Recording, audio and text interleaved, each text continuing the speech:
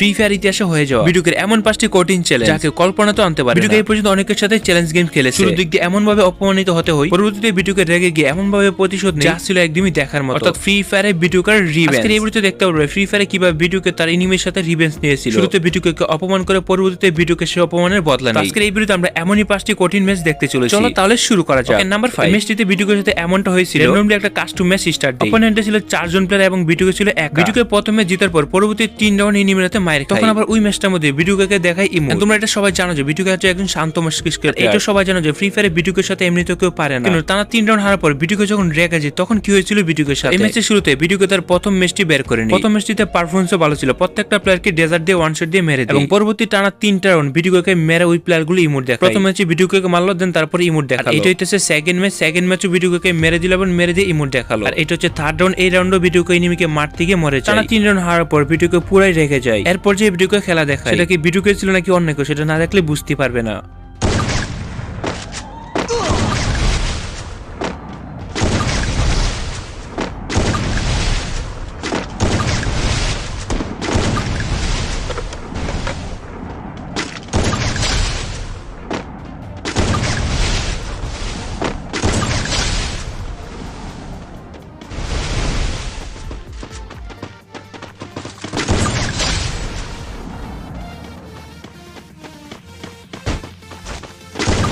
First blood.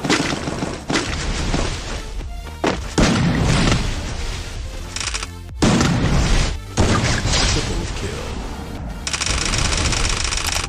ভিডিওকে এই জায়গায় 3টাকে সিঙ্গেল অ্যাটাক ব্লুম দিয়ে নকডাউন করে। 4 নাম্বার ইমিনটাকে মারার পর সে তার রিভেঞ্জ নিয়ে নেয়। পরবর্তীতে ভিডিওকে তার সবগুলো রাউন্ডে ভিক্টরি আনে। ভিডিওকে প্রথম টানা 3টা রাউন্ড হারার পর পরবর্তী 7টা রাউন্ড একাই জিতে। আবার সেটা হচ্ছে 1 ভার্সেস 4 এ সবার সাথে ইমোট দেখে পার্ট নিল। ভিডিওর সাথে যদি কেউ চ্যালেঞ্জ নিতে চায় তাহলে তার আর রক্ষাই হবে না। এটা ছিল ম্যাচের লাস্ট রাউন্ড এবং লাস্ট রাউন্ডে দেখা যায় ভিডিওকে ম্যাচটি জিতে যায়। এটি ফ্রি ফায়ারে ভিডিওকে ইতিহাসে একটা সেরা ম্যাচ ছিল। ইমোট দেখানোর পর রেগে যায় এবং পরবর্তীতে সবগুলো রাউন্ডে জিতে। নাম্বার 4, ভিডিওকে ভার্সেস রুকএফ। ফ্রি ফায়ারের রুকএফ হচ্ছে একজন লেজেন্ডারি প্লেয়ার। রুকএফ এমন একজন ডেঞ্জারাস প্লেয়ার যাকে ফ্রি ফায়ারের সকল প্লেয়ারই চেনে। কেউ যদি ভুলও তার সামনে চলে আসে ওয়ান টাইপে যে কোনো প্লেয়ারকে সেকেন্ডের মধ্যে নকডাউন করে দিতে পারে। এই 1 ভার্সেস 1 বিরুটা রুকএফ ভার্সেস বিটু এটা ছিল ফ্রি ফায়ার ইতিহাসে হয়ে যাওয়া একটা ডেঞ্জারাস ম্যাচ। কারণ ভিডিওকে যেমন একজন ডেঞ্জারাস এবং লেজেন্ডারি প্লেয়ার তেমনি রুকএফ কিন্তু কম না। তার লেজেন্ডারি গেম প্লের মাধ্যমে সে ফ্রি ফায়ারে 10 মিলিয়ন সাবস্ক্রাইবার গেইন করে। অন্যদিকে ভিডিওকে আমরা জানি ফ্রি ফায়ারে অ্যাডা ব্লুম। দুই লেজেন্ডারি প্লেয়ারদের মধ্যে যখন ফাইট হবে তখন আসলে কে জিতবে সেটা তো আমরা গেম প্লের মধ্যেই দেখতে পারবো। ভিডিওকে প্রথম রাউন্ড রুকএফ থেকে ওয়ান টেপ দিয়ে বের করে নেয়। এরপর আছে সেকেন্ড রাউন্ড। সেকেন্ড রাউন্ডে দুজনের কাছে ইউএমপি দেখা যায় এবং দুজনেই বেস্ট খেলে। কেউ যদি বুলো মাথা বের করে 1 সেকেন্ডের জন্য তাদের মাথা গায়েব হয়ে যাবে। এই ডেঞ্জারাস ম্যাচটিতে শেষ পর্যন্ত ভিডিওকে জিতেছিল নাকি রুকএফ সেটা তো আমরা সম্পূর্ণটা দেখলেই বুঝতে পারবো।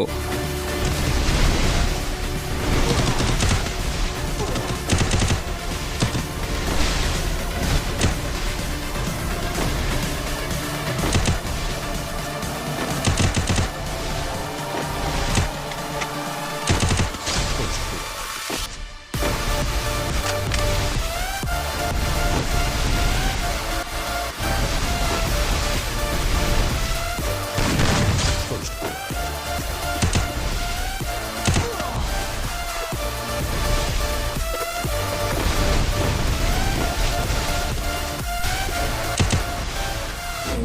This is what we know. Here we come to life, still breathing. We're standing up, everybody's gotta see it. Oh, all you need to know is that we're holding on.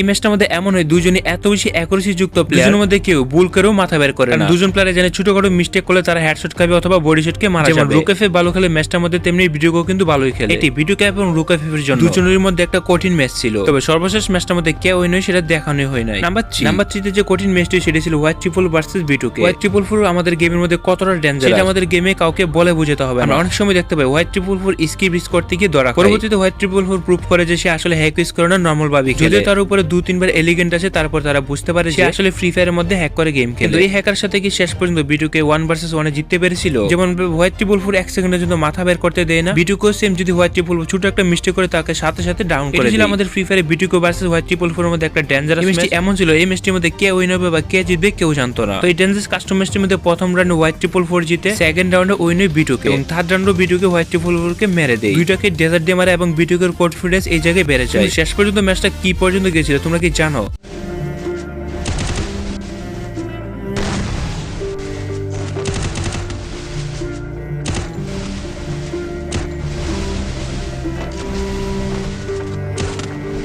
blood.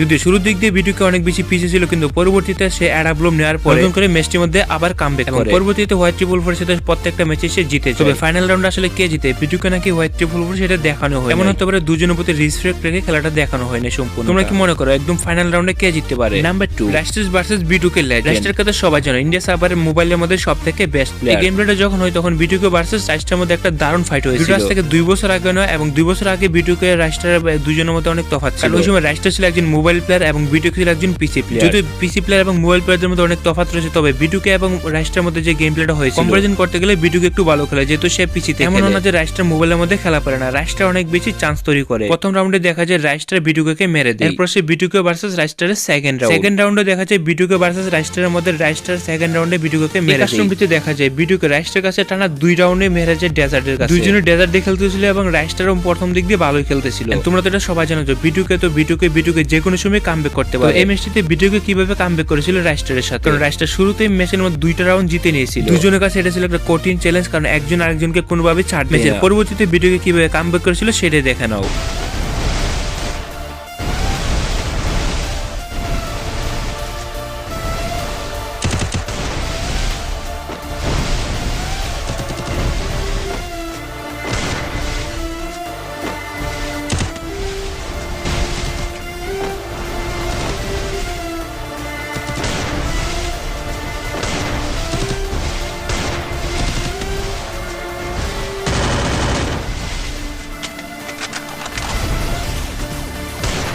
First blood. First blood.